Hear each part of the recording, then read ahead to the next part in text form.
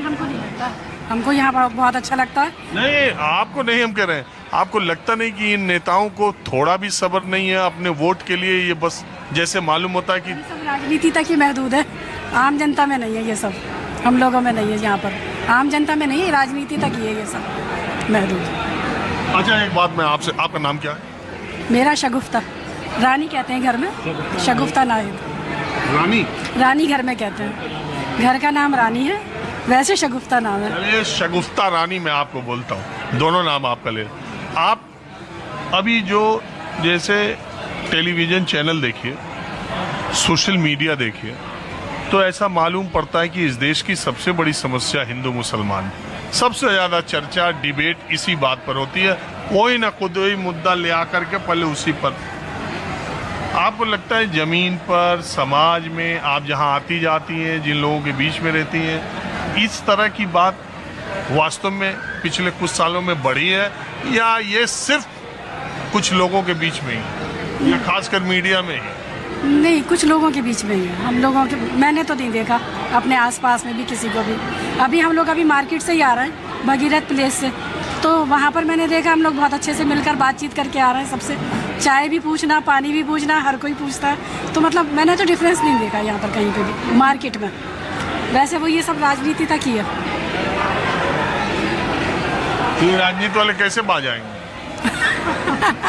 मेरे हिसाब से बात ऐसे आएंगे जैसे कोई भी नेता जिस पार्टी का बोल रहा है, उसके बड़े नेता को उस पर एक्शन लेना चाहिए फौरन। अगर आप चुपचाप रहेंगे तो फिर और चांस मिलेगा आपको, चाहे अपोजिशन का हो चाहे रूलिंग पार्टी का हो। अगर कोई भी आदमी बोल रहा है तो उसका, तो वो तो अपना वोट बैंक देख रहे हैं, कहीं मुसलमान ना नाराज हो जाए, कहीं हिंदू ना। वो टर्की पर सवाल पूछा जाए तो कांग्रेस के प्रवक्ता उधर माइक कर रहे हैं, एक प्रवक्ता उधर माइक कर रहे हैं। बीजेपी पे सवाल विजय शाह पे पूछा जा रहा है, बीजेपी का मंत्री, बीजेपी पे प्रवक्ता कह रहे हैं मामला कोर्ट में। अरे कोर्ट में मामला थोड़ी नहीं है, कोर्ट ने तो उनके बयान पे स्वतः संज्ञान लिया था, और उसके बाद आपको एफआईआर दर्ज करनी थी तो आपने जलेबी वाला एफआईआर दर्ज कर दिया। कोर्ट कह रही है कि कौन सा एफआईआर तुमने दर्ज किया भाई, इसमें समझ ही नहीं आ रहा। अगर आप पब्लिक की, जब से मीडिया दोनों, आप प्रिंट मीडिया कह लीजिए, दूसरा मीडिया कह लीजिए, लोग दोनों मीडिया देखने पर अपना जुज निकाल लेते हैं कि असल क्या बात है। बहरहाल, ये जो ऑपरेशन सिंदूर के बाद ये जो धर्म जाति की बात आ रही है, इस पर मुझे एक किस्सा याद आता है। वैसे मैंने पहले भी सुनाया था, 1971 के भारत पाकिस्तान युद्ध के समय जब पाकिस्तान के गवर्नमेंट, पाकिस्तान के सेना ने, ए नियाजी ने जब आत्मसमर्पण करने की बात कही और रेडियो टेलीग्राम के जरिए संदेश आया, उसके बाद में जो सरेंडर का प्रोसेस हुआ, उसके बाद इंदिरा गांधी चाहती थी कि जनरल मानेकशॉ वहाँ पर जाएं, क्योंकि पूरा ऑपरेशन उन्होंने लीड किया था। वो चाहती थी कि वहाँ पर जनरल मानेकशॉ जाएं। जनरल मानेकशॉ एक सेनापति और सेनाध्यक्ष के तौर पर, उन्होंने जो ईस्टर्न कमांड को हेड कर रहे थे, जनरल जैकब, उन्होंने कहा कि जनरल जैकब उस सारी फॉर्मेलिटीज़ को और उस सारे काम को करने के लिए जाएंगे।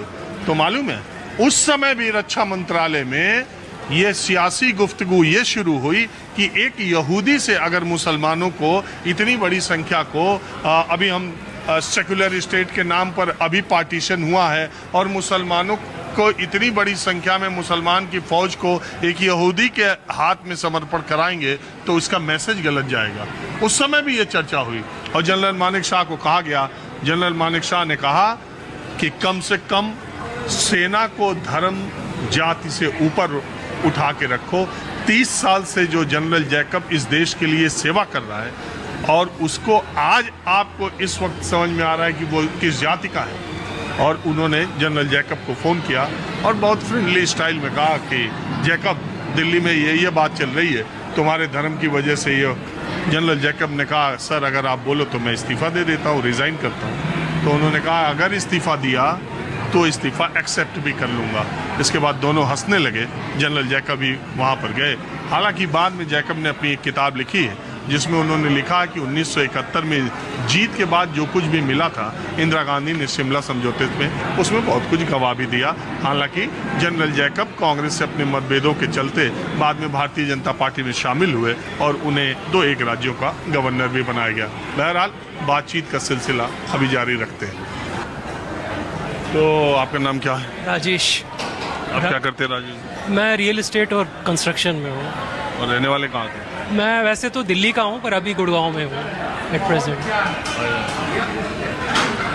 मैं आज ये जो नेताओं ने सेना के अधिकारियों के ऊपर और ये सेना के रिलेटेड बीजेपी के लोगों ने, राम गोपाल यादव ने ये जो बयान दिए, आपने सुने? जी हाँ, सुना। जो भी है, मुझे लगता है कि शायद अभी तक हमारी जो सेनाएं हैं, मिलिट्री, एयरफोर्स, नेवी, उनको पॉलिटिक्स में नहीं इन्वॉल्व करना चाहिए। उस लेवल तक हमें नहीं जाना चाहिए। ये पूरा नेशन का सवाल है जो वो कर रहे हैं। कहना बड़ा आसान है हम लोगों के लिए, हम अपने घरों में बैठे होते हैं आराम से, कोई सोच भी नहीं सकता कि उनके घर से जब फैमिली वाले जाते हैं, फ्रंट पे जाते हैं, चाहे वो बॉर्डर पे खड़े हैं, चाहे पीस टाइम है, पर वो जाते हैं, वो सेक्रीफाइस है, वो उनका उसके साथ कोई कंपैरिजन करना किसी चीज़ को लेके, उसके अंदर रिलीजन को लाना या कास्ट को लाना, आई थिंक ये बड़ा गलत है। और कुछ भी करिए आप। आपको लगता नहीं कि बीजेपी को अपने मंत्री के खिलाफ वो देख रहे हैं कि फला जगह से आते हैं, फला अगर हम एक्शन लेंगे तो फिर, अरे भाई इन सारी चीज़ों में चाहे बीजेपी हो चाहे समाज, तुरंत एक्शन लेना चाहिए। जिस भी आदमी ने गलत किया, वो किसी भी पार्टी का हो, किसी भी कास्ट का हो, कोर्ट में है। इसको तो आई थिंक टॉलरेट नहीं करना चाहिए। किसी भी पार्टी को, सारी पार्टीज को एक ही उसमें बोलना चाहिए। एक ही उनका ये नहीं होना चाहिए कि वो आपकी पार्टी का था, आपने नहीं बोला या ये नहीं बोला। जो गलत है वो गलत है। चलिए ठीक है।